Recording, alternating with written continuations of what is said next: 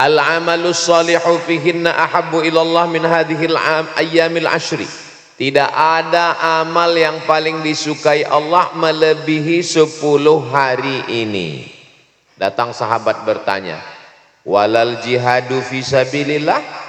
Bagaimana kalau dibandingkan 10 hari ini dengan jihad fisabilillah, jihad ke Palestina, perang? Kata Nabi, walal jihadu fisabilillah. Kalau dibandingkan amal 10 hari ini dengan amal jihad, lebih hebat amal 10 hari ini.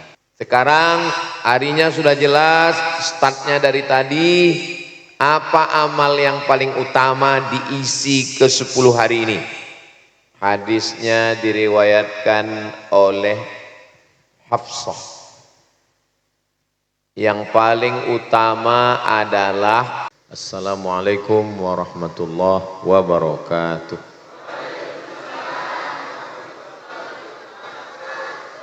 Apa kabar Bapak Ibu semua, sehat?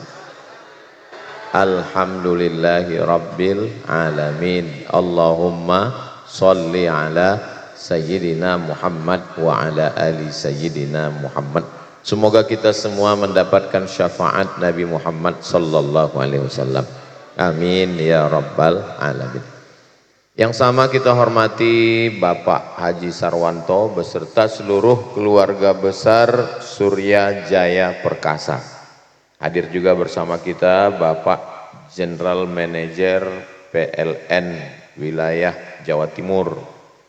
Bapak-bapak, ibu-ibu, para asatiz, guru-guru, hadirin hadirat, muslimin muslimat, mukminin mukminat, solihin solihat yang belum kawin dan belum sunat. Semua yang hadir ini dimuliakan Allah Subhanahu wa taala. Amin ya rabbal alamin. Kata Nabi Muhammad sallallahu alaihi wasallam, "Ma min ayyamin al-amalus salihu fihinna ahabbu ilallah min hadhil ayyamil ashri." Amal yang paling disukai Allah, ibadah yang paling dicintai Allah adalah beramal 10 hari. Maksudnya 10 hari dari tanggal 1 sampai 10 Zulkarnain, Zulhijjah. Dan kebetulan 1 Zulhijjah itu tadi hari Senin. Berarti habis azan maghrib tadi, ini malam sudah masuk 2. Bisa kita ulang 1 Zulhijjah itu? Gak bisa. Nangis air mata darah ngulang gak bisa. Jangan bersedih, masih ada 9 hari lagi.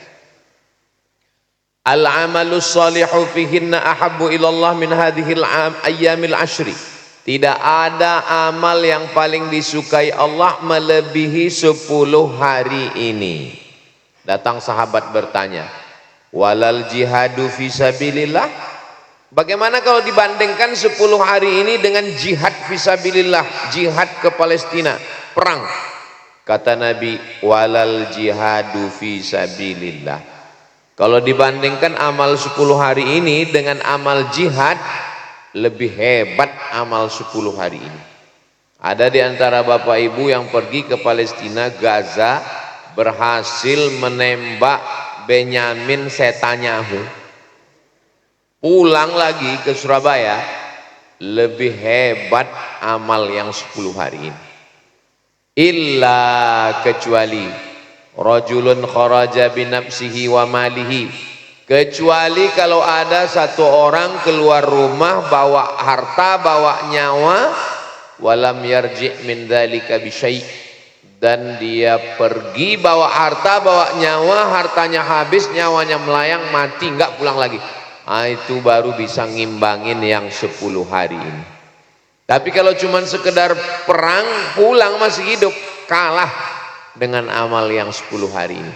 Mudah-mudahan amal yang 10 hari ini bisa kita isi insyaallah. Amin ya rabbal alamin. Udah, harinya sudah jelas. Senin, Selasa, Rabu, Kamis, Jumat, Sabtu, Ahad, Senin, Selasa, Rabu. 10 hari. Sekarang harinya sudah jelas, startnya dari tadi. Apa amal yang paling utama diisi ke-10 hari ini? Hadisnya diriwayatkan oleh Hafsah. Yang paling utama adalah dilaksanakan Nabi berpuasa. Makanya yang sudah berpuasa tadi alhamdulillah. Ibu tadi puasa? Alhamdulillah. Bapak puasa? Puasa. Saya enggak. Saya pagi tadi dari Kuala Lumpur, habis itu landing dijemput Pak Sarwanto, dibawa ke Unair, sidang S3 mahasiswa doktor, habis itu tablik akbar di Masjid Nuruz Zaman, habis itu makan gulai kambing, yummy, ketemu dengan Bapak Ibu semua. Jadi bagi yang tidak musafir, bagi yang tidak sakit, bagi yang sehat, bagus puasa. Kenapa saya jelaskan saya tidak puasa? Karena banyak jamaah yang menyangka saya puasa. Ustadz puasa ya, badannya kurus. Saya kurus ini bukan karena puasa, memang sudah takdir kurus. Yang sanggup puasa bagus. Tadi kami puasa, tadi kami di Unair makan nasi kotak, nasi Arab. Saya makan, Bapak Prof satu lagi, Prof Nasih makan, ketua sidangnya enggak makan. Dahar Pak, puasa. Misalnya ibu lagi puasa, terus bertamu ke rumah orang, ditawari makan, puasanya puasa sunat, ibu batalkan atau lanjut puasa? Lanjut, bagus. Bapak lanjut atau batalkan? Batal, bagus juga. Loh, Ustadz ngomong gitu dalilnya apa? Dalilnya Nabi ngomong, faman syaa falyasum, siapa yang mau lanjut puasa silakan. Waman syaa falyuftir, siapa yang mau buka puasa silakan. Kebetulan Pak Prof tadi dia lanjut puasa, ya saya nggak tersinggung. Kita nggak boleh tersinggung. Waduh, dia kok nggak makan. Jadi kalau udah ngaji, itulah pentingnya ngaji, nggak usah tersinggung. Kalau Ustadz Somad sendiri gimana? Misalnya sedang puasa, terus ada yang nawari makan, Ustadz batal atau enggak? Ya tergantung lauknya. Nek iwak asin ya eman-eman. Saya suka ikan asin. Jadi seandainya terjadi pada saya akan terus puasa. Jadi kalau saya bertemu di rumah Bapak, kebetulan saya bertamu di rumah Ibu, Ibu sudah masak, saya terus puasa, Ibu tersinggung, sakit hati? Enggak. Jangan bilang, ini Ustadz Somad enggak menghormati kita. Tamu ke rumah saya gitu juga. Kalau saya tawarin, Bapak ayo minum. Saya puasa Pak Ustadz. Ya alhamdulillah, gula saya enggak habis. Saya jelaskan ini supaya kita jangan nyalahkan orang. Oh sok alim mau masuk surga. Bukan gitu. Yang mau puasa bagus. Nah ini puasa ini puasa hukumnya sunnat. Makan nasi.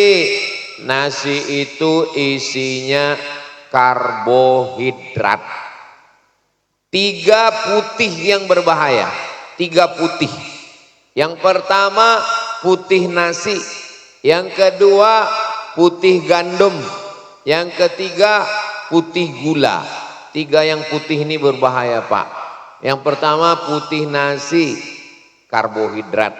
Yang kedua putih gandum, goreng pisang pakai gandum, goreng tahu tempe pakai gandum, bakwan pakai gandum. Putih nasi, putih gandum, putih gula. Gula diabetes. Ustadz Somad nggak makan nasi putih. Saya nggak makan nasi putih. Terus nasi kuning, nasi uduk, nasi mandi, nasi padang, nasi biryani, oh podo. Jadi yang berpuasa itu sebetulnya badannya jadi sehat. Saya lulus CPNS, calon pegawai negeri sipil. Ustadz Somad besok ke rumah sakit ya. Acaranya apa? Medical check up. Dari ujung rambut sampai ujung kaki diperiksa, mau jadi pegawai PNS, ASN mesti sehat. Saya tersinggung. Masa orang sesehat ini dibilang sakit? Pergi ke rumah sakit besok pagi Ustadz, nanti tangannya dikasih jarum keluar darah, darahnya mau dicek di labor, tolong paginya jangan minum teh manis, jangan sarapan. Kenapa? Karena darahnya mesti steril. Karena kalau Ustadz minum teh manis, makan lontong, masuk santan, kena garam, darahnya enggak steril lagi. Oh, baru saya paham. Ternyata orang yang puasa darahnya bersih. Apa yang membuat darah itu kental? 3. Yang pertama gula, yang kedua minyak, yang ketiga santan. Saya ketemu dengan bapak-bapak umurnya 80-an tahun di Riau. Bapak sehat Pak? Sehat Pak Ustadz. Rahasianya apa? Makannya apa? Saya makan sayur bening, nggak pakai santan. Masukkan air, masukkan daun ubi, masukkan bayam, masukkan gambas, sayur bening, nggak pakai minyak, nggak pakai santan. Dan kalau ikan, ayam, daging bakar, nggak pakai minyak. Makanan sehat. Jadi orang puasa itu sehat. Saya sudah banyak ketemu orang yang puasa sehat, nggak kelebihan karbohidrat, nggak kelebihan gula, nggak kelebihan minyak, nggak kelebihan santan. Ini kalau dilihat dari wajah Bapak Ibu, ini kelihatannya wajahnya wajah-wajah yang sehat dan nggak punya masalah, serta nggak punya utang. Mudah-mudahan yang ada utang, utangnya lunas. Wakeh ya. Bapak Ibu yang dimuliakan Allah Subhanahu wa taala. Jadi dengan penjelasan saya ini yang sudah puasa, mudah-mudahan puasanya istiqomah. Sekarang banyak perempuan puasa, mau apa? Diet. Mau kurus. Enggak penting mau gemuk, mau kurus, yang penting sehat. Yang penting sehat. Saya kurus, sehat. Ibu, bapak agak gemuk, yang penting sehat. Segemuk apapun kita, jangan merasa besar. Karena yang maha besar itu hanya Allah Subhanahu wa ta'ala. Saya buat posting begitu di Instagram. Yang nonton 3 juta orang. Senang sekali mereka. Kenapa? Gagal diet tetap bahagia. Jadi dalam Islam itu makan supaya badan sehat beribadah. Udah, sekarang puasa sudah. Sanggup puasa dari hari Senin, Selasa, Rabu, Kamis, Jumat, Sabtu, Ahad, Senin, Selasa. Bagus. Yang enggak sanggup puasa, amal yang kedua. Amal yang kedua adalah memperbanyak sholat sunnah. Bangun pagi sebelum subuh, sholat sunat wudu, usolli sunnatal wudu rakaataini lillahi ta'ala. Habis sholat sunat wudu, sholat sunat taubat, usolli sunnatat taubat rakaataini lillahi ta'ala. Habis sholat sunat taubat, sholat sunat tahajud. Habis sholat sunat tahajud, sholat sunat hajat. Hajat anak sekolah, hajat jodoh, hajat rezeki, hajat, semua hajat-hajat. Usolli sunnatal hajat.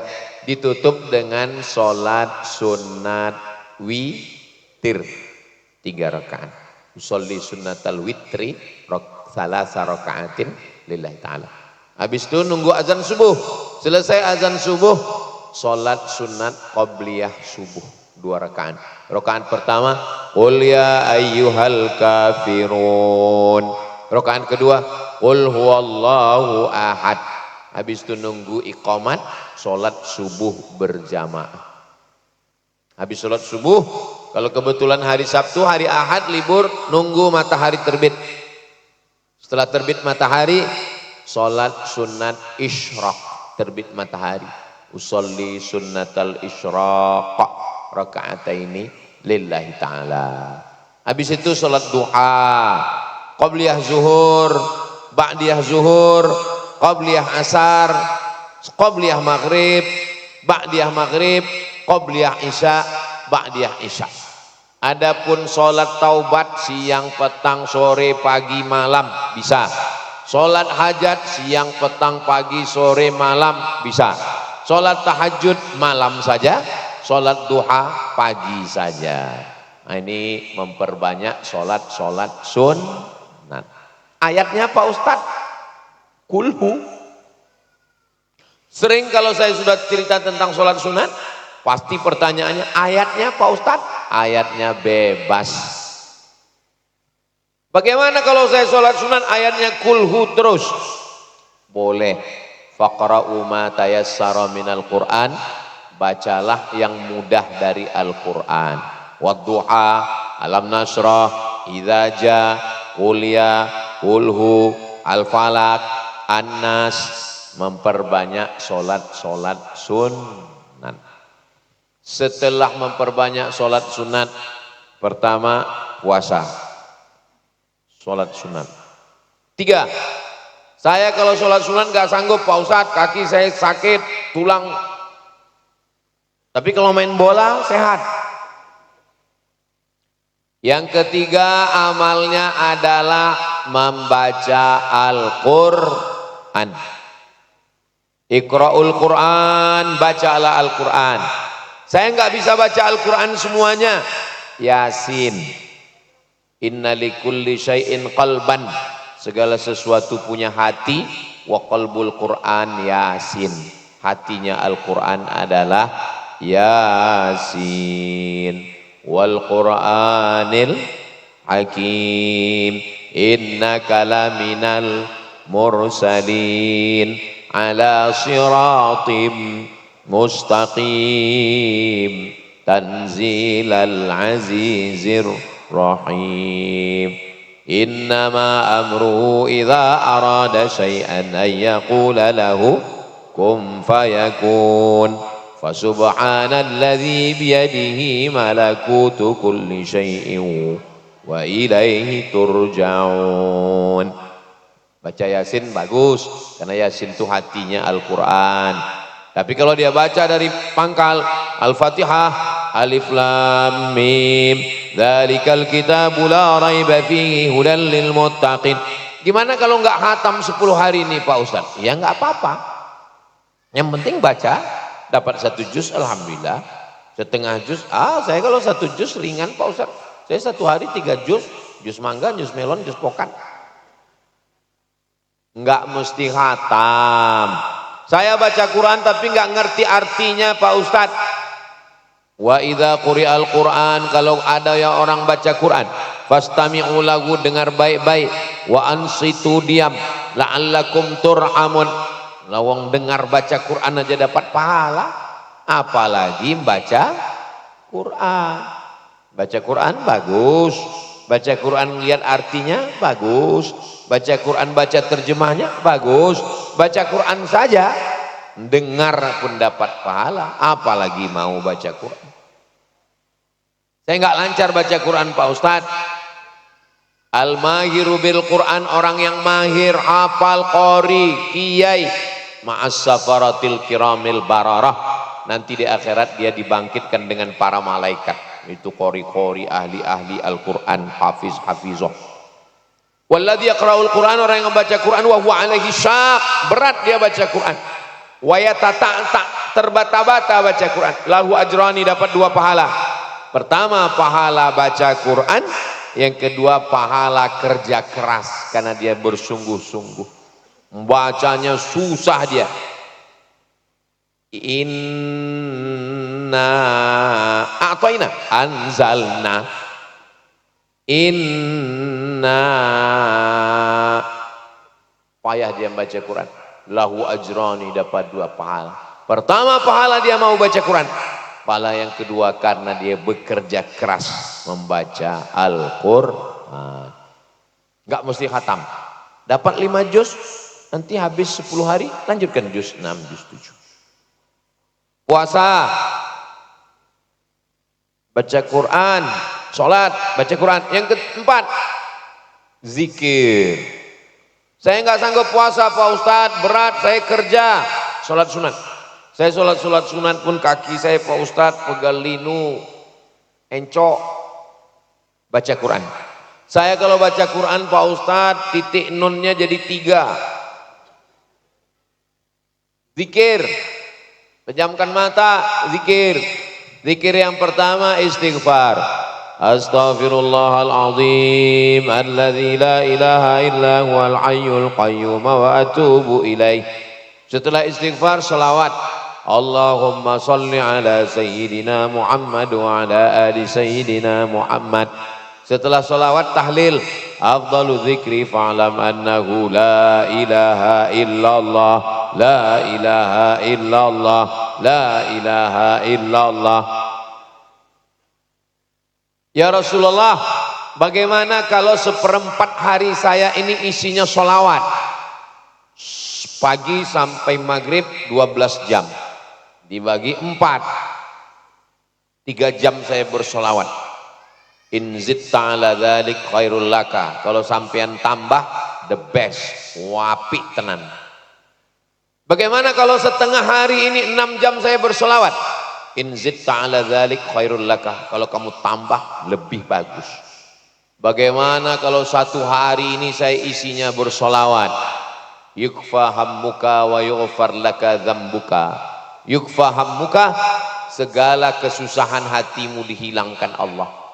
Wa yughfar laka dzambuka, segala dosamu diampunkan Allah. Banyak-banyak bersedekah.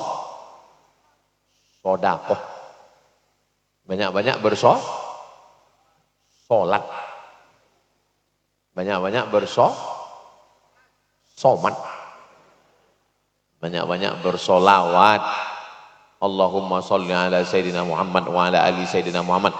Ustadz, besok saya mau 1 hari bersolawat. Bagus, Allahumma sholli. Tapi ya ngobrol tetap. Jangan nanti dipanggil sama Bapak Direktur Surya Jaya Perkasa. Gimana produksi pabrik kita? Allahumma sholli ala sayyidina Muhammad wa ala ali sayyidina Muhammad. Ya tetap laporan ngobrol biasa. Jangan gara-gara sholawat. Tetap pas lagi kerja Allahumma sholli ala sayyidina Muhammad. Jangan istri nelpon, gimana kabar sampean Mas? Saya Allahumma sholli ala sayyidina Muhammad. Allahumma sholli ala sayyidina Muhammad wa ala ali sayyidina Muhammad. Saya tadi di pesawat dari Kuala Lumpur, Allahumma sholli ala sayyidina Muhammad wa ala ali sayyidina Muhammad. Habis itu tertidur. Tiba-tiba ada yang geser kursi saya nyender gini, suruh duduk sini. Kenapa digesernya? Pesawat mau landing. Oh, nggak boleh nyender, mau landing. 2 jam tertidur nggak terasa. Dibuka dengan sholawat, ditutup dengan sholawat. Jadi mau tidur tuh kalau mau tenang, sholawat. Kenapa orang payah tidur? Ya mikir macam-macam. Cobalah malam ini sholawat. Allahumma sholli ala sayyidina. Kadang orang baru Allah.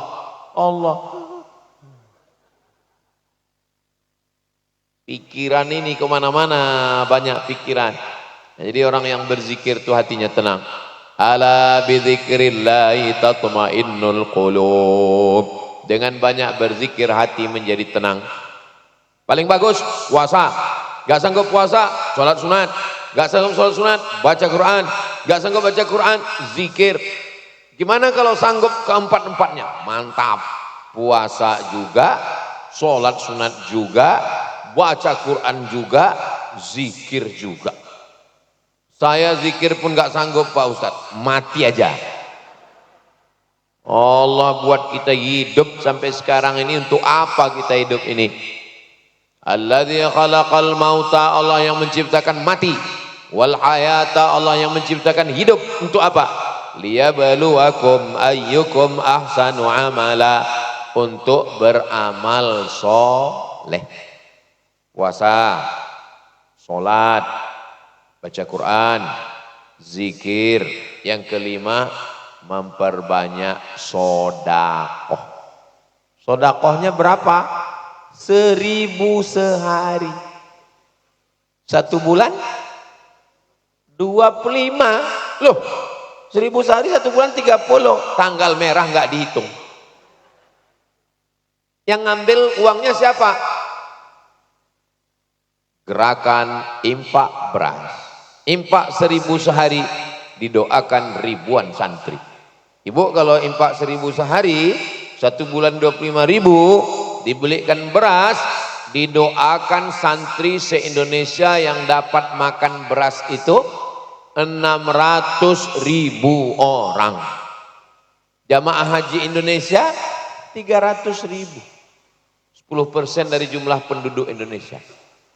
Anak santri yang dapat beras dari program gerakan infak beras ini, transferkan segera ke nomor rekening 3529400043. Ingat, malaikat maut sudah dekat. Transfer. Hubungi nomor kontak berikut. Kapal Munzalan. Ini. Jadi Bapak Ibu yang dimuliakan Allah Subhanahu wa taala, ini 5 amal. Siapapun yang ceramah enggak keluar dari 5 amal ini. Yang pertama puasa, yang kedua sholat, yang ketiga baca Quran, yang keempat zikir, yang kelima sedekah. Saya bisa 5-5-nya, alhamdulillah. Saya baru bisa 3, tambah 2 lagi. Saya baru 1, tambah 2. Saya enggak 1 pun, insya Allah. Saya enggak mau, innalillah. Enggak ada kata tidak. Tadi bawaannya lemah, lesu, letoy, loyo. Saya tadi lemah karena dari pagi. Tapi begitu dipijat sama Bapak GM PLN, menyala langsung. Berapa watt ini voltase? Sebelah kiri PLN, sebelah kanan Surya Jaya Perkasa. Nah, jadi dengan bersama ini kita jadi semangat jadinya. Nah, ini amalnya dari tanggal 1 Senin, Selasa, Rabu, Kamis, Jumat, Sabtu, Ahad, Senin, Selasa. Lalu kemudian nanti hari terakhir tanggal 10 hari Rabu. Tanggal 27 Mei. Tanggal 27 itu amalnya khusus. Ma'amila adamiyun. Tidak ada amal anak cucu Adam.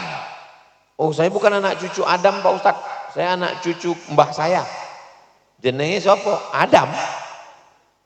Tidak ada amal anak cucu Adam. Yang paling bagus pada tanggal 10 itu, amal yang paling bagus adalah min iraqatid dam. Amal yang paling bagus tanggal 10 adalah menyembelih hewan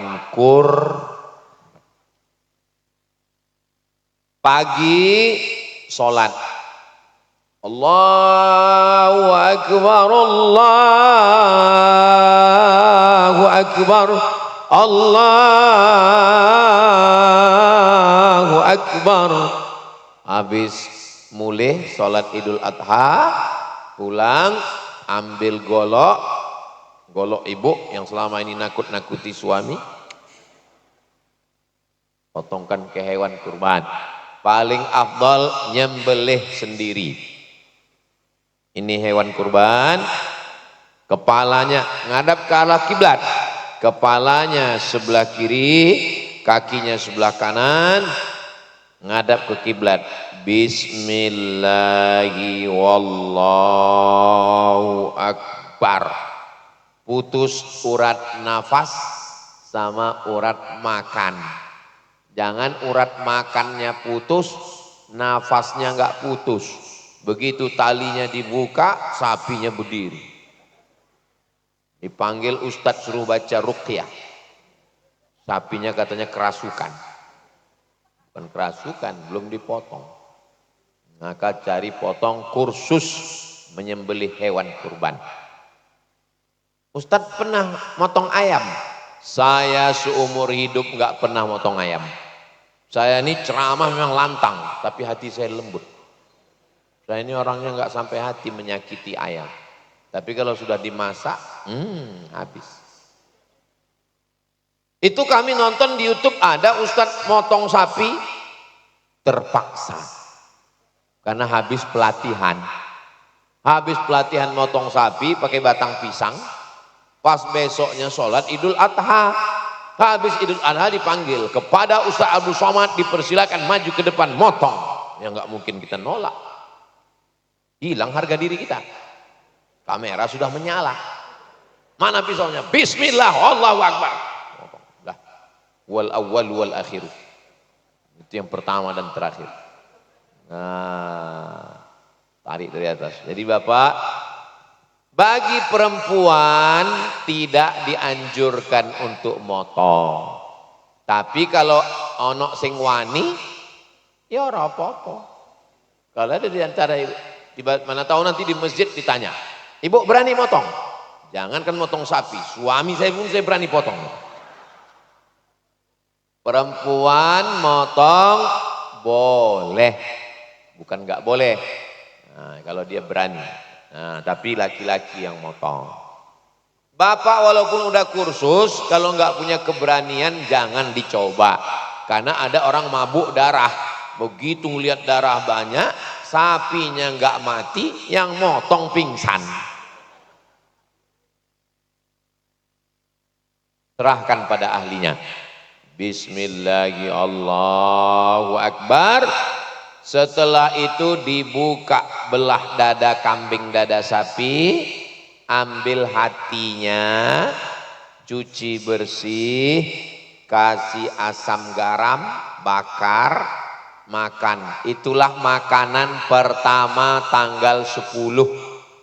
Dari habis subuh tadi nggak ada makan mie ayam, tongseng, tom yam, nggak ada. Tanggal 10 habis sholat subuh nggak makan, nggak minum teh, nggak ngerokok, sampai sholat Idul Adha, pulang dari sholat motong, ambil hatinya. Itu yang paling afdal.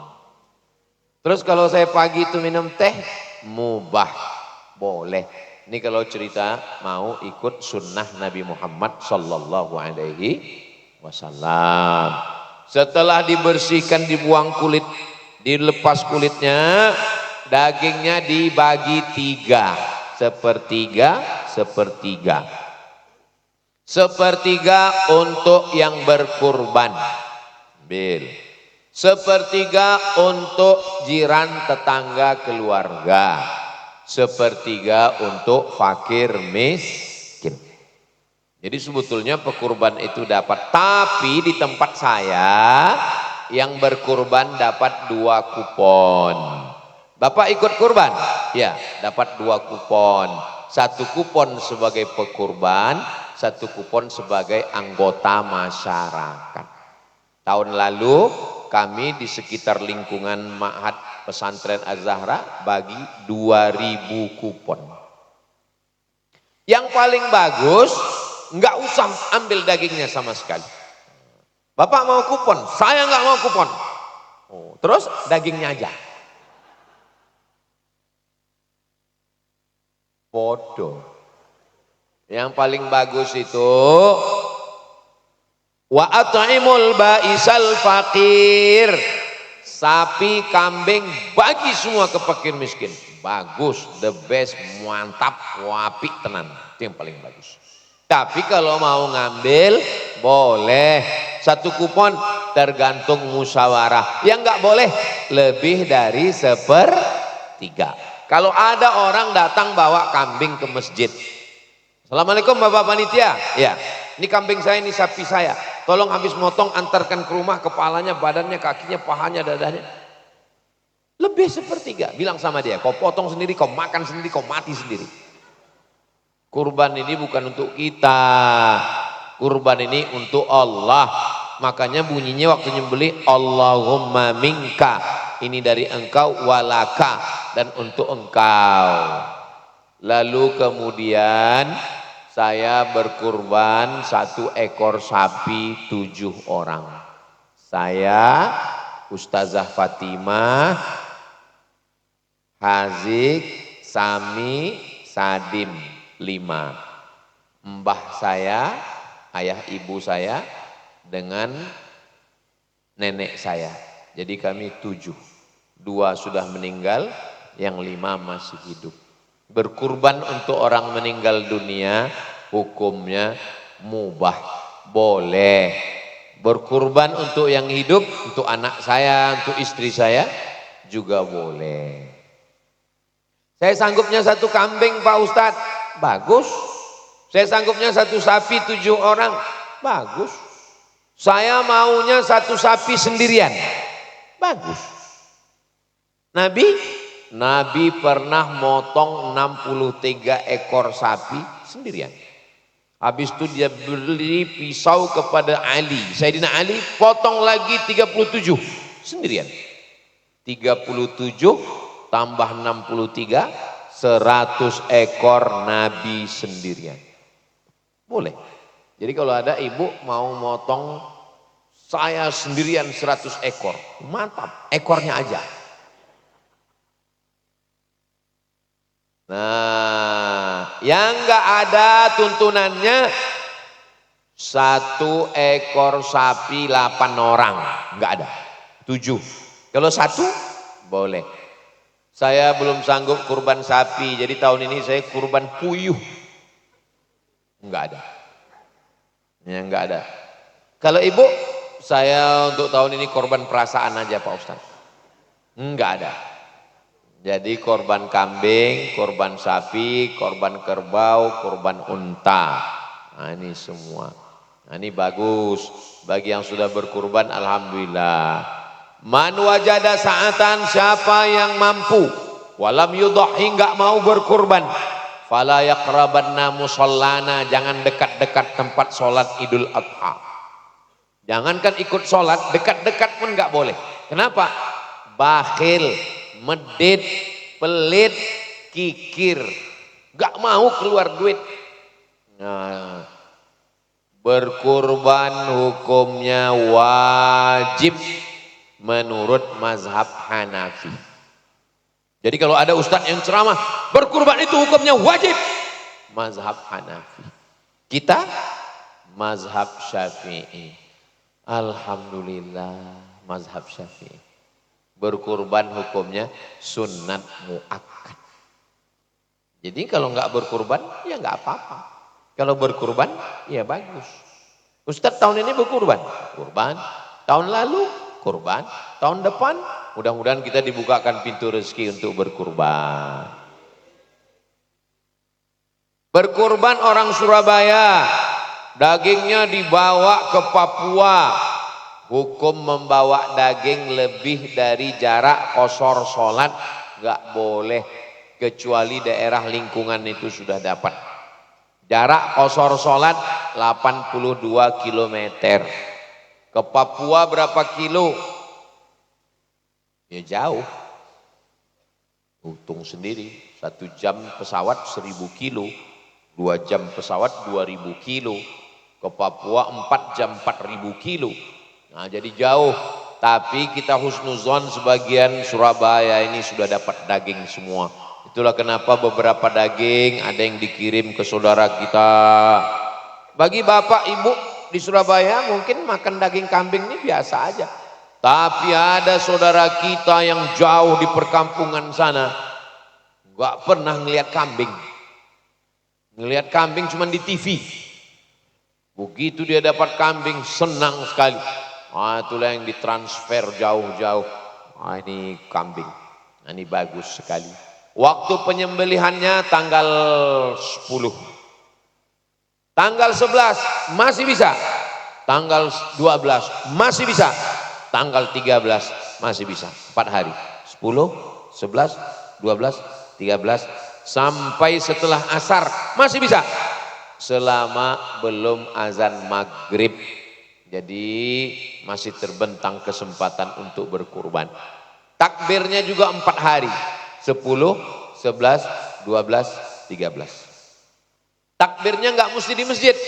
Ibu juga di rumah bertakbir sambil masak gulai kambing. Allahu Akbar. La ilaha illallah. Wallahu Akbar. Allahu Akbar. Walillahil hamd. Nah, jadi takbir nggak mesti sedang di masjid. Di rumah pun kita bertakbir. Nah, ini tentang ibadah kurban. Ustadz, ini di tetangga kami di komplek ada non muslim, nggak Islam. Orang yang non muslim boleh dibagi hewan kurban kalau kurbannya kurban sunnah. Emang ada kurban yang wajib? Ada. Kurban yang wajib itu apa? Kurban nazar. Saya bernazar ya Allah, kalau jadi dapat itu cewek cuan, kata anak muda yang belum nikah. Kalau dapat dia saya berkurban ya Allah. Tapi kalau enggak dapat sampai mati enggak berkurban. Kurban nazar, kurban wajib enggak boleh dikasih kepada non muslim. Karena zakat wajib enggak boleh. Tapi kok sedekah boleh. Enak aja Ustaz Somad membolehkan kurban untuk non muslim. Mana dalilnya? Dalilnya Asma binti Abi Bakar, anak Abu Bakar. Maknya enggak Islam, non muslim. Datang bertamu, dia minta izin ke Nabi, ya Rasulullah, boleh saya beri dia hadiah? Kata Nabi, beri dia hadiah. Itu dalil boleh memberikan hadiah kepada non muslim. Kita satu komplek, dia mencium baunya, pas ditanya, saya boleh makan daging kambing ini? Ya ayyuhalladzina kafaru. Sakit hati dia. Nah, boleh dia makan daging kambing. Tapi kalau kambingnya nazar wajib enggak boleh. Bilang sama dia, ini kambing wajib. Terus dia nanya, kambing yang sunat mana? Lain ada sunat. Nah ini tentang non muslim. Lalu kemudian tentang kulitnya. Kulitnya ini kadang digunting-gunting, dibagi-bagi. Akhirnya ibu juga enggak sanggup ngolah kulitnya. Terus gimana masalah kulitnya ini Pak Ustadz? Katanya kalau kulitnya dijual ini katanya kurbannya rusak. Hadisnya sahih. Man ba'a jilda udhiyatihi fala udhiyatalah. Siapa yang jual kulit hewan kurbannya maka tiada kurban baginya. Maksudnya gak boleh dijual, uangnya diambil lagi. Karena kurban ini sudah diberikan untuk Allah, kok diambil lagi? Gak boleh. Tapi kalau kulitnya dijual untuk jadi jaket, untuk buat kerupuk, hasilnya untuk fakir miskin, boleh. Fakir miskin, ya mau kulit? Oh enggak, bau, kami enggak bisa ngolah. Duit mau? Mau. Ah kasih duit. Jual kulitnya. Jualnya kemana Pak Ustadz? Cari www.kulit.com. Halo kulit.com. Ini ada 10 lembar kulit nih. Mau buat jaket, mau buat kerupuk, siap gak? Siap. Satu kulit piro? 1 juta. 10 kulit 10 juta. Kemahalan. Satu kulit 100.000. Iya. 10 kulit 1 juta. Nah, bagikan ke fakir miskin. Boleh. Daripada digunting jadi sampah. Mubazir. Nah, ini tentang kulit. Setelah kambing dipotong, sapi dipotong, Masjid Al-Ikhlas Suryajaya Perkasa 10 sapi tumbang. Datang ibu-ibu ngambil daging sapi, ambil 5 kilo, ambil 5 kilo, cincang potong, masak tongseng, dimakan. Yummy. Itu yang dimakan itu sapine sopo. Gak jelas pemiliknya. Haram memakan daging yang belum jelas pemiliknya. Jadi solusinya gimana Pak Ustadz biar halal? Solusinya gini, begitu setelah dipotong, tumbang, panggil pemilik sapi nomor 1, Bapak Insinyur Fulan, Bapak Haji Fulan, 7 orang. Pak Haji, ya, ini Bapak pemilik nomor 1, ya. Kami minta 5 kilo jatah Bapak ya, kami mau masak gulai. Ambillah. Kalau ada yang satu agak ngotot, nggak mau, nah, ambil golok. Minta ya Pak ya? Minta Pak? Nah, iya. Halal, gitu cara menghalalkannya. Jangan diambil daging ini, belum jelas kepemilikannya. Jangan sampai makan haram. La ta'kulu amwalakum bainakum bil batil. Jangan makan harta kamu dengan cara batil, haram, jadi darah daging. Nah, jadi saya menunjukkan masalah sekaligus memberikan solusinya. Idza ra'aitum hilala dzulhijjah, kalau kamu sudah melihat tanggal 1 Zulhijjah, wa arada ahadukum an yudhi, kamu mau berkurban, falyumsik an sya'rihi wa azfarihi. Jangan potong rambut, jangan potong kumis, jangan potong jenggot, jangan potong kuku. Dari tanggal 1, 2, 3, 4, 5, 6, 7, 8, 9, 10. Tadi pas lagi di jalan ada yang ngirim video. Ustaz, ini katanya siapa yang berkurban dari tanggal 1 sampai tanggal 10 pagi, gak boleh potong kumis, gak boleh cukur bulu, gak boleh potong kuku. Makanya kalau ceramah itu jangan sampaikan satu mazhab saja. Yang mengatakan gak boleh potong kumis, gak boleh potong jenggot, gak boleh potong kuku, mazhab Hambali. Mazhab apa Pak? Hambali. Ingat itu. Jadi kalau ada yang ceramah, gak boleh potong kuku. Mazhab Hambali. Mazhab Syafi'i boleh. Mazhab Hanafi boleh, mazhab Maliki boleh. Makanya kalau ceramah itu jangan sampaikan satu mazhab. Akhirnya yang repot saya. Dia nanya ke saya terus, ini gimana Pak Ustadz? Maka saya bilang, menurut mazhab Hambali, sedangkan menurut mazhab Hanafi, Maliki, Syafi'i boleh. Yang mau potong kumis, yang mau potong jenggot, yang mau. Kalau motong kumis teman Pak Ustadz, itu lain lagi pembahasannya. Ini tentang masalah ikhtilaf seputar hewan kurban.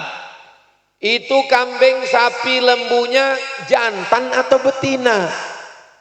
Sapi, lembu, kambing, jantan lebih afdol. Alasannya loro. 1, karena kalau betina dipotong, dia nggak bisa punya anak. Sedangkan Islam ini nyuruh kita berternak. Akikah kambing, walimah kambing, nikah kambing, mati kambing. Kalau dipotong yang betina nggak punya anak, maka afdal potong yang jantan. Kenapa kambing jantan, sapi jantan, lembu jantan, kerbau jantan lebih afdal? Pertama, karena yang betina untuk ternak. Yang kedua, karena daging kambing yang jantan lebih enak. Begitu kata dalam kitab fikih. Nah, tapi kalau ada kambing betina, sapi betina, lembu betina, kerbau betina, onta betina, boleh. Bukan berarti enggak boleh. Mohon maaf, yang disembelih sapi betina. Begitu disembelih, pas dibuka perutnya, mohon maaf, ada janinnya di dalam. Apakah anaknya itu mesti disembelih juga? Enggak, karena sembelihan ibunya sudah tercakup sembelihan anaknya. Tapi kalau saya pribadi enggak sanggup lah, kasihan. Makanya kalau kita beli sapi, kambing, periksakan dulu ke dokter kandungan. Dokter hewan. Dokter hewan. Dulu dosen saya waktu kuliah cerita, ada orang hamil, Dibawa suaminya, kata istrinya mau cepat mas, ini udah nggak tahan, sudah mau melahirkan. Akhirnya suaminya lihat ada tulisan dokter nih, mampir. Assalamualaikum Pak Dokter, cepat ini mau lahir. Buka pintu, kata dokternya, mohon maaf, ana dokter hewan. Dokter hewan. Mana yang lebih hebat, dokter hewan atau dokter manusia? Kalau dokter manusia, dia nanya dulu, gimana gejalanya Pak? Gimana perasaannya? Kalau dokter hewan nggak ada nanya. Itu maka dokter hewan itu lebih hebat, dia bisa memahami. Kata dokter hewan. Bapak Ibu yang dimuliakan Allah Subhanahu wa taala. Jadi saya mulai tausiah jam 7:30. Sekarang sudah jam 8:30 lewat 5. Jadi saya di mana-mana ceramah itu 1 jam. Kecuali di Masjid Al-Ikhlas Suryajaya Perkasa. Di sini saya ceramah 1 jam 3 menit. Terkait tentang masalah kurban. Ada yang mau ditanyakan, yang masih mengganjal di pikiran, jangan kemana-mana, kita lanjutkan setelah yang satu ini. Nah, silakan ibu, bapak mau nanya, nanti saya jawab. Pertanyaan terkait kurban atau terkait baju hari raya dan THR.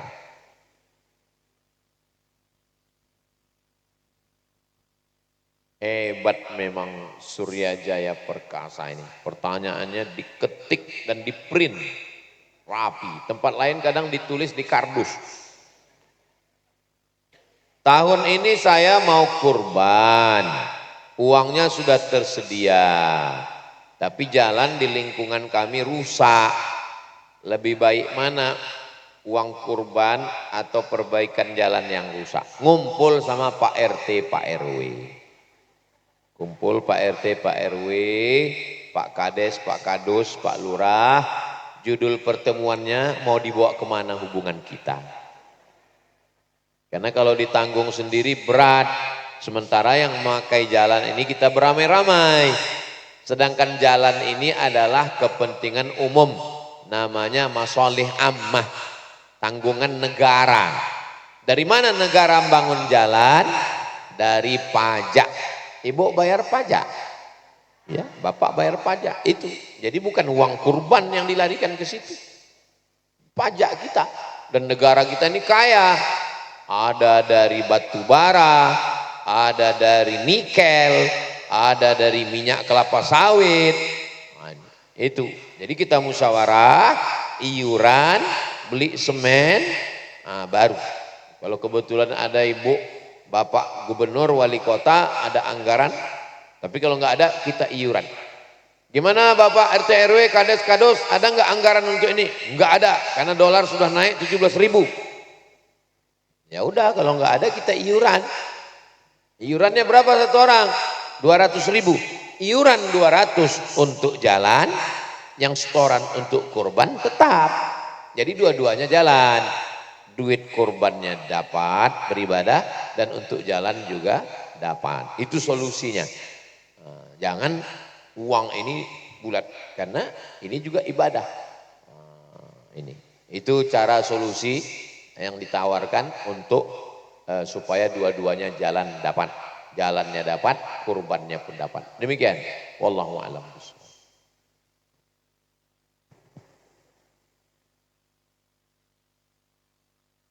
Monggo, apa ada lagi yang mau ditanyakan? Mumpung Tuan Guru memberi kesempatan pada kita malam hari ini, Masya Allah. Silahkan, langsung angkat tangan. Ada? Dari ibu-ibu ada? Bebas, tidak harus berkaitan dengan izin Ustadz ya, tidak berkaitan dengan Idul Kurban juga ya. Bebas. Assalamualaikum warahmatullahi wabarakatuh. Waalaikumsalam warahmatullahi wabarakatuh. Terima kasih kepada Bapak Ustadz. Saya bertanya, bolehkah panitia kurban penyembelian sebelum dibagikan itu mengambil sebagian daging untuk dimasak dan dimakan nantinya setelah pembagian kurban dimakan oleh panitia? boleh apa tidak? Terima kasih. Wassalamualaikum warahmatullahi wabarakatuh. Ini hewan kurban. Itu bukan hewan kurban Pak Ustaz, itu air santri yang anggap hewan kurban. Pemiliknya ini 3. Pekurban, keluarga, fakir miskin. Ini pemilik hewan kurban ini 3. Pekurban, keluarga, fakir, miskin. Saya panitia, saya ambil dagingnya. Ini daging yang saya ambil ini enggak jelas. Apakah daging si pekurban, atau keluarga, atau fakir, miskin. Haram memakan milik orang lain. Ini roti. Ini haram saya makan ini. Kalau enggak jelas akadnya. Makanya dari tadi enggak saya makan. Tadi sudah dipersilakan. Ustadz, silakan minum teh, silakan makan roti. Bapak punya uang. Ibu ambil. Kenapa ibu berani mengambil uang bapak? Alasannya, 1, mahar. Aku nikahkan engkau dengan anakku dengan mahar 1.995 rupiah tunai. Kenapa? Nikahnya tahun 1995. Kenapa ibu berani ngambil? Nafkah. Karena ibu dapat 5 dari bapak. Makan, pakaian, tempat tinggal, pendidikan, perhatian. Itu maka halal duit bapak. Enggak bisa kita ambil. Bapak GM mengambil uang kita. Kok bisa Pak GM mengambil uang kita? Karena kita bayar listrik. Enggak bisa berpindah. Ini daging ini pemiliknya 3. Pekurban, keluarga, fakir miskin. Datang saya panitia, ngambil. Saya makan haram. Oh, gimana cara menghalalkannya? Cara menghalalkannya gini. Kepada bapak-bapak pemilik sapi nomor 1, harap maju ke depan.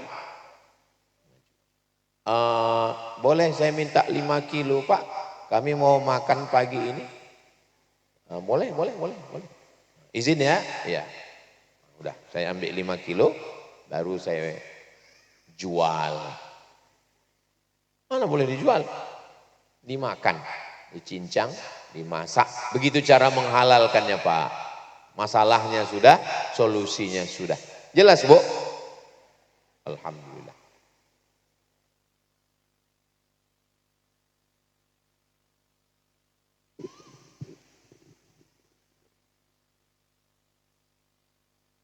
Ada lagi? Silakan, mic-nya. Ada 2 nih, 1 dulu Bapak yang baju coklat. Assalamualaikum Pak Ustadz. Waalaikumsalam.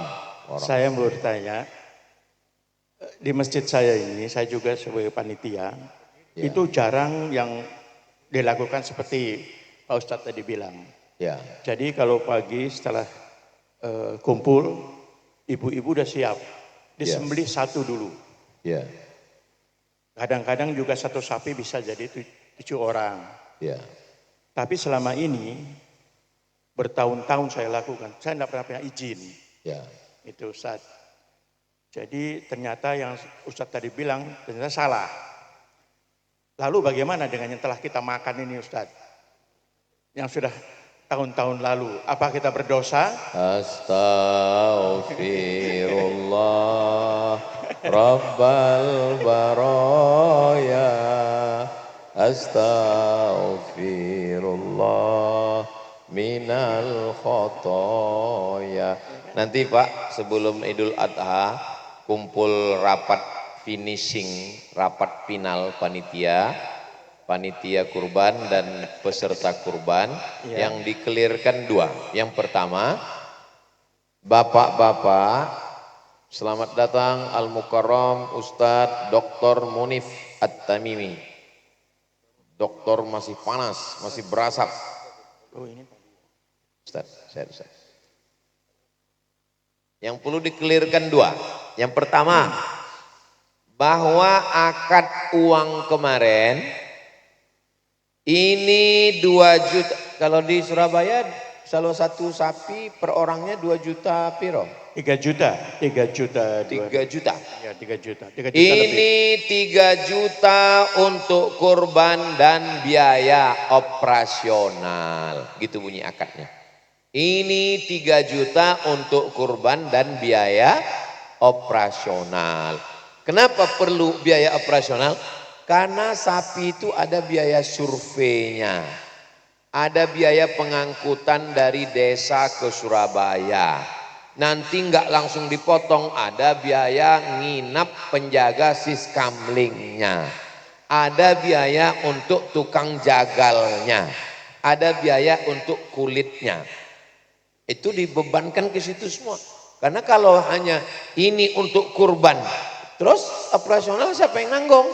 Nggak boleh uang masjid diambil untuk itu, karena wakaf masjid bukan untuk hewan kurban.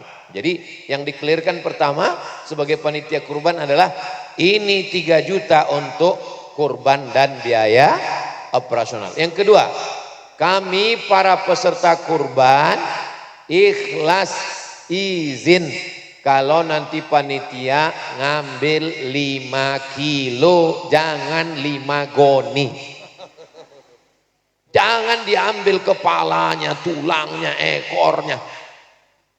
Kami pekurban ikhlas kalau panitia nanti pagi sebelum pembagian itu ngambil 3 kilo atau 5 kilo untuk dimasak pagi, karena kalau cuma makan lontong loyo.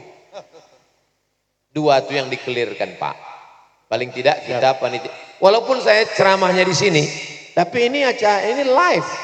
Ini di live kan di Pekanbaru, semua nonton, karena ini persiapan kurban. Ini saya ini seolah-olah ini sedang dengan panitia kurban ini.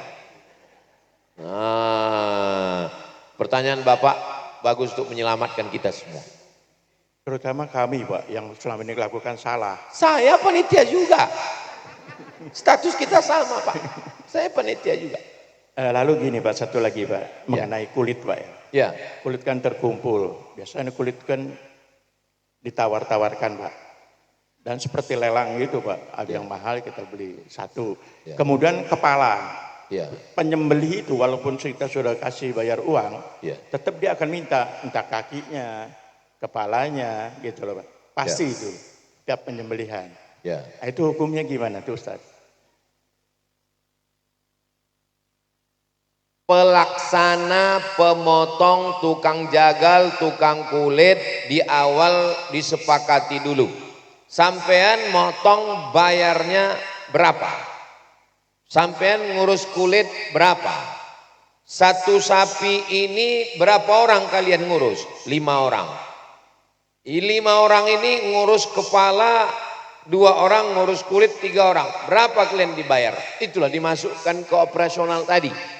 Tidak boleh memberikan kepala, memberikan kulit, memberikan daging sebagai upah. Kenapa? Karena kalau dia berikan sebagai upah, maka dia sudah masuk dalam unsur pemanfaatan. Memanfaatkan kurban yang tadi katanya untuk Allah, Allahumma minka walaka. Makanya dari awal tuh mesti pahit-pahit dulu dengan panitianya. Nah, jadi saya pelaksana hewan kurban, saya jelaskan, saya tanya, tukang jagal dengan tukang kulit berapa dia minta? Sekian, baru nanti kita hitung total, dimasukkan ke biaya operasional.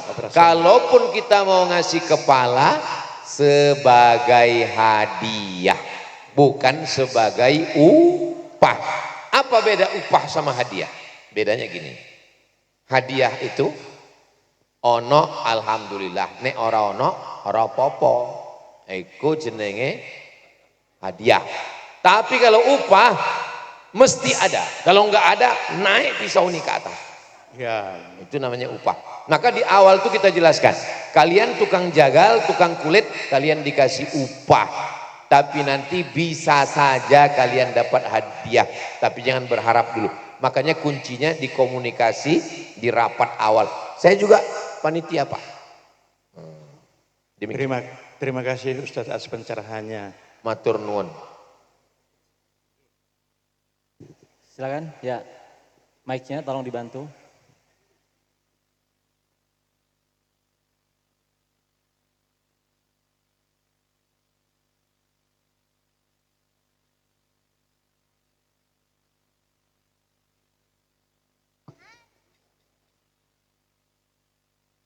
Assalamualaikum Ustaz.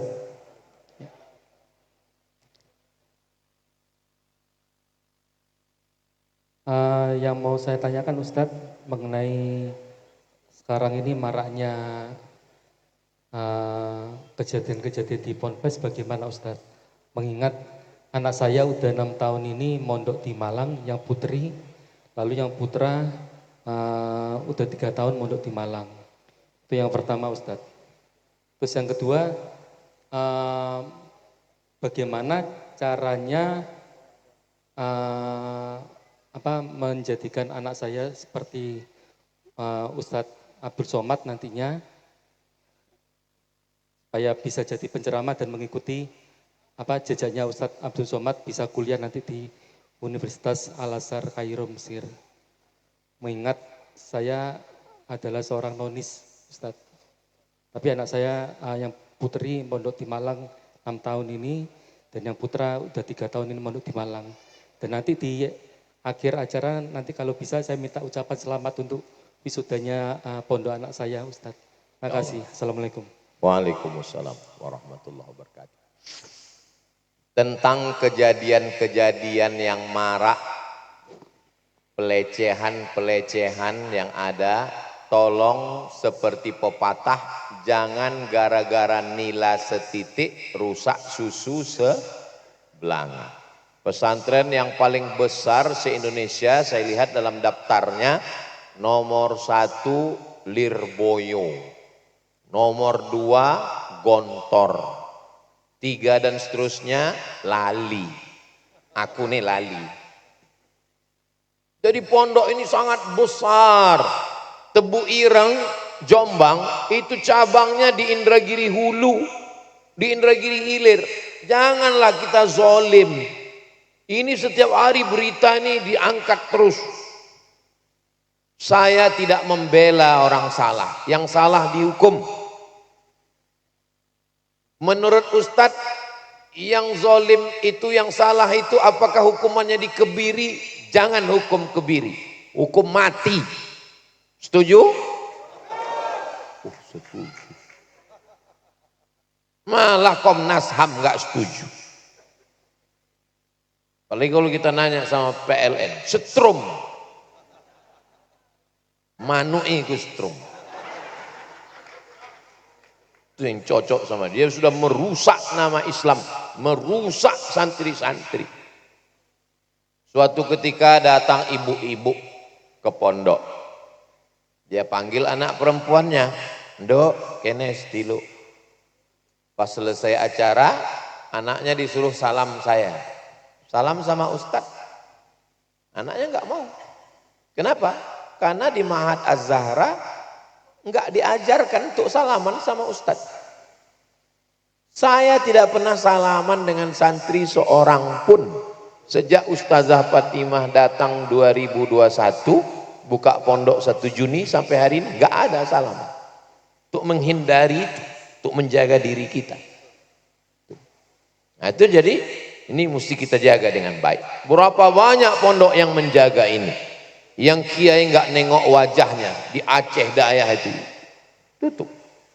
Pondok-pondok cabang dari Sayyid Muhammad Alawi Al-Maliki. Rata-rata begitu. Jadi ini mesti kita jaga. Tolong kita jangan terhasut, dan pemerintah bagi yang melanggar nih cepat tegakkan hukum keadilan supaya dia tidak menjadi snowball, bola es yang terus bergelinding dan menghancurkan pondok pesantren. Alhamdulillah, insya Allah pesantren-pesantren ini dijaga Allah Subhanahu wa ta'ala. Itu tentang isu-isu. Adapun anak kita, anak cuman boleh di rumah TK Quran, SD Quran. Cuman boleh di rumah TK Quran, SD Quran. SMP, SMA mesti mondok. Kenapa? Karena saya nggak bisa ngontrol dia nonton TV, channel apa, internet, laptop, komputer, Instagram, Telegram, kilogram, TikTok, nggak bisa kita kontrol. Yang bisa mengawal ini tinggal satu, pondok pesantren. Terserah apakah namanya Islamic Boarding School, apakah namanya Insan Cendikia, apakah namanya pondok modern, apakah namanya Salafiyah, apakah namanya Khalafiyah, apakah namanya Ma'had Ali. Yang penting pondok pesantren. Nih, nah setelah nanti dia tamat pesantren, lihat bakatnya kemana. Kelihatannya dia mau belajar agama Islam ke Mesir, atau mengikut Ustadz Dr. Munib At-Tamimi ke International Islamic University IIU Islamabad, Pakistan. Keberuntungan belajar di Pakistan bisa 3 bahasa. Yang pertama bahasa Inggris, how are you tonight? Yang kedua bahasa Arab, kaifa halukum? Yang ketiga bisa bahasa Urdu, kya hal hai dike. Syukriya. Nah, jadi terserah nanti bakat anak bapak mau kemana. Tapi kalau dia bilang aku nggak mau jadi ustadz, jangan paksa dia ke pesantren. Kamu mau jadi apa nak? Aku mau jadi dokter. Masukkan dia fakultas kedokteran. Di Airlangga ada fakultas kedokteran terbaik di Airlangga. Masukkan ke, mau jadi apa? Mau teknik sipil, Institut Teknologi Bandung. Mau jadi apa? Pertanian, Institut Teknologi Pertanian Bogor, IPB. Sesuai dengan bakatnya Pak, dia mau kemana, silakan. Saya hanya ngatur anak saya sampai pondok. Tamat pondok, habis itu terserah dia mau jadi apa. Demikian, mudah-mudahan Allah menjaga anak bapak. Kontak saya ada dengan Ustadz Dr. Munib. Nanti kalau anaknya mau nanti udah mau tamat, pertemukan mau kemana arahnya, nanti koordinasi dengan dokter. Demikian. Baik, Masya Allah. Alhamdulillah. Sudah jam 20:51. Pertanyaan terakhir ya, karena kita akan tutup di tepat jam 9 malam. Karena nanti ada seremonial sekedar pemberian kue kepada Tuan Guru, dan nanti juga kita akan foto bersama. Untuk itu dipersilakan untuk pertanyaan satu terakhir. Silakan, monggo Ayahanda.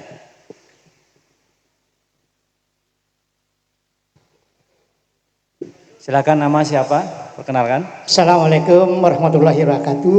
Waalaikumsalam warahmatullahi. Nama saya Tugiman, Pak. Saya ingin bertanya, ini mengenai masalah zakat yang viral di Menteri Agama itu tidak perlu katanya. Terus kedua, masalah korban ini maunya dikelola oleh pemerintah seperti dana haji itu. Yang saya tanyakan, atako itu benar atau tidak Pak? Masalah itu. Karena apa? Kalau memang itu kenyataannya harus dikelola pemerintah masalah korban, yang saya takutkan itu seperti dana haji, Pak. Uangnya banyak, amblas. Nah itu yang saya tanya, bagaimana pendapat Bapak Pak Ustadz Abdul Somad? Terima kasih. Masya Allah. Memang sedap kelapa muda hinggap 1 ekor si rama-rama. Walaupun kita berbeda, tapi perasaan kita tetap sama. Sama-sama takut kehilangan duit kurban. Jadi begini Pak Tugiman. Penduduk Riau 6,7 juta orang. Penduduk Jawa Tengah 35 juta. Penduduk Jawa Timur 40 juta. Penduduk Jawa Barat 50 juta. Kalau kita punya data yang valid, yang kaya berapa, yang agak kaya berapa, yang pura-pura kaya berapa, yang fakir miskin berapa, berapa ekor yang diperlukan, berapa bungkus. Kalau kita punya data yang diusulkan tadi bagus Pak Tugiman. Jadi kalau datanya bagus, penduduk kita 30 juta, yang mampu berkurban 20 juta, yang nggak sanggup 3 juta, sehingga yang perlu berkurban sekian orang, langsung dikirimkan ke orangnya per paket, sisanya dikirim ke provinsi lain yang membutuhkan. Bagus. Tapi data di tempat kita, data ya, jangankan data kurban, data pilkada aja, jangankan data kurban ya, itu ada namanya DPT dan DPS. DPT itu daftar pemilih tuyul, orangnya nggak kelihatan tapi namanya ada di situ. Dan ada satu lagi namanya DPS, daftar pemilih setan, yang ngomong tuh orang KPU. Jadi saya setuju kalau datanya valid. Tapi kalau datanya nggak valid, bisa kemana-mana itu duit. Nah, jadi kalau mau diperbaiki, perbaiki dulu datanya. Saya punya teman Pak Tugiman, orang Malaysia. Saya pulang 2003 ke Malaysia, 2003 pulang dari Mesir ke Malaysia, dia pun pulang juga. Satu kampus di UKM, University Kebangsaan Malaysia. Terus dia ngecek di internet, itu namanya dicek nama. Ada akunnya di internet, tahun 2003 ini, sekarang 2026, berarti 23 tahun yang lalu. Jadi 23 tahun yang lalu, mahasiswa Malaysia itu punya akun di internet, bisa ngecek utangnya berapa ke negara. Karena mereka waktu ke Mesir, dapat bantuan dari negara 6.000 ringgit setahun. 6.000 ringgit kali 4.000, berarti 24 juta. 24 juta, 24 juta, 24 juta, 24 juta. Pulang, dia cek akun, dicek hutang 0. Dia cerita ke saya, Mat, aku tadi baru cek hutangku 0. Loh kok iso? Karena nilai saya good. Nilai itu di Al-Azhar paling tinggi excellent, di bawah excellent very good, di bawah very good good. Nilai dia cuman good, utangnya 24 juta kali 4, 0, dibersihkan negara. Data 2023 mereka datanya sudah valid. Kita sekarang satu orang bisa KTP-nya 4, surat nikah pun bisa 3. Masalah kita ada pada data. Perbaiki dulu datanya, betul kan dokter? Kalau datanya valid maka bisa. Data inilah yang bermasalah. Begitu Pak Tugiman. Tentang masalah zakat, kalau datang satu orang bawa tongkat, dia ngomong di sini, Ustadz Somad, tongkat ini 1 meter, tongkat ini 1 meter. Saya nggak percaya. Saya minta sama Surya Jaya Perkasa bawa meteran. Kita ukur, kalau 100 cm berarti 1 meter. Ternyata pas kita ukur kurang 100 cm, cuman 90 cm. Sekarang saya tanya sama ibu, ini yang datang ini orang jubahnya 4 lapis. Datang ke sini bilang kayu ini 1 meter. Setelah kita ukur ternyata cuman 90 cm. Menurut ibu kayu ini 1 meter atau 90? 90. Menurut bapak 1 meter atau 90? Kelihatannya ragu ini. Saya mengatakan, mohon maaf Pak, ini 90 cm, bukan 1 meter. Maksud saya begini, Siapapun yang mengotak-atik masalah zakat, puasa, haji, syahadat, sholat, rukun Islam 5, rukun iman 6, itu standar. Yang namanya 100 cm baru 1 meter. Kalau ada yang mengotak-atik, mau profesor, doktor, mau siapapun, nggak bisa kita pakai karena kita punya standar. Jelas? Nah, insya Allah jelas. Terima kasih, mohon maaf, jazakumullah khairan, saya kembalikan ke Al-Mukarram.